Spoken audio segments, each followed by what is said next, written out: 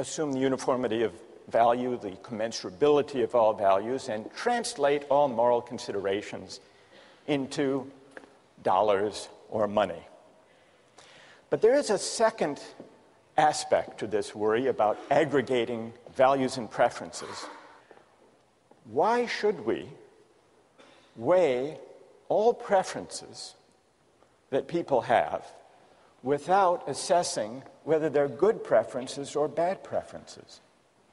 Shouldn't we distinguish between higher pleasures and lower pleasures?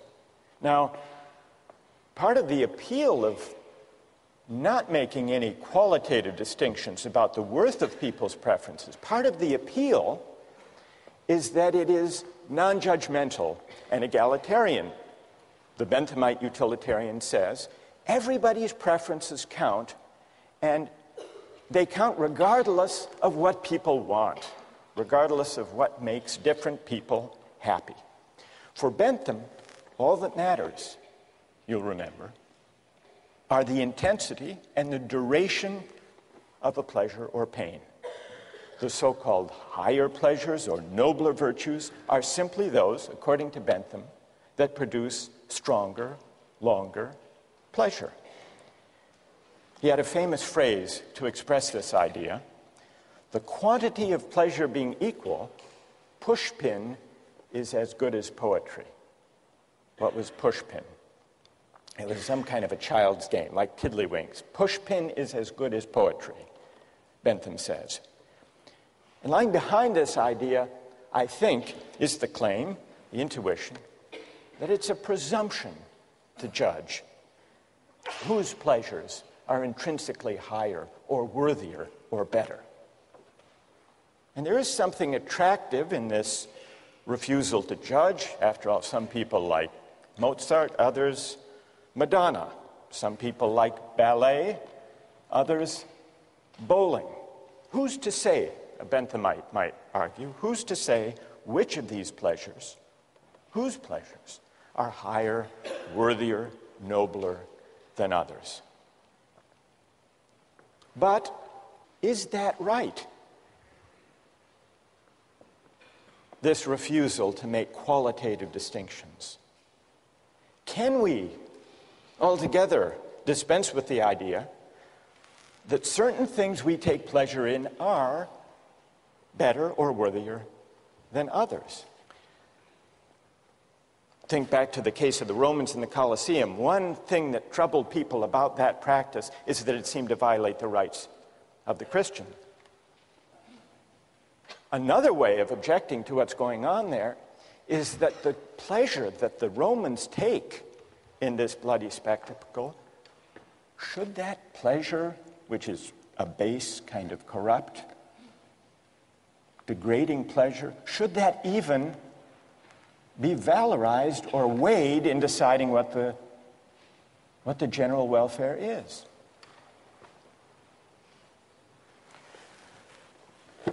So here are the objections to Bentham's utilitarianism. And now we turn to someone who tried to respond to those objections, a later-day utilitarian, John Stuart Mill. So what we need to examine now is whether John Stuart Mill had a convincing reply to these objections to utilitarianism. John Stuart Mill was born in 1806. His father, James Mill, was a disciple of Bentham's. And James Mill set about giving his son, John Stuart Mill, a model education. He was a child prodigy, John Stuart Mill.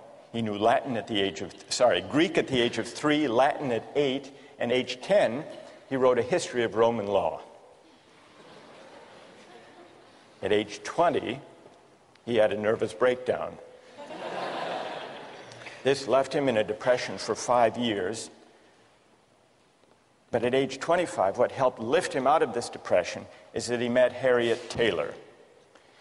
She and Mill got married. They lived happily ever after. And it was under her influence that John Stuart Mill tried to humanize utilitarianism, what Mill tried to do was to see whether the utilitarian calculus could be enlarged and modified to accommodate humanitarian concerns like the concern to respect individual rights, and also to address the distinction between higher and lower pleasures. In 1859, Mill wrote a famous book on liberty, the main point of which was the importance of defending individual rights and minority rights. And in 1861, toward the end of his life, he wrote the book we read as part of this course, Utilitarianism. He makes it clear that utility is the only standard of morality, in his view. So he's not challenging Bentham's premise. He's affirming it.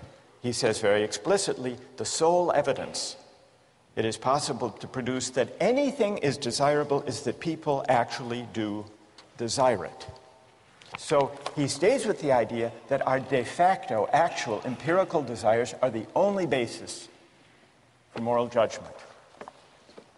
But then, on page 8, also in chapter 2, he argues that it is possible for a utilitarian to distinguish higher from lower pleasures. Now, those of you who have read Mill already, how, according to him, is it possible to draw that distinction? How can a utilitarian distinguish qualitatively higher pleasures from lesser ones, base ones, unworthy ones? Yes? If you've tried both of them, and you'll prefer the higher one naturally, always. That's great. That's right. What's your name? John. So, as John points out, Mill says, here's the test. Since we can't step outside actual desires, actual preferences, that would violate utilitarian premises.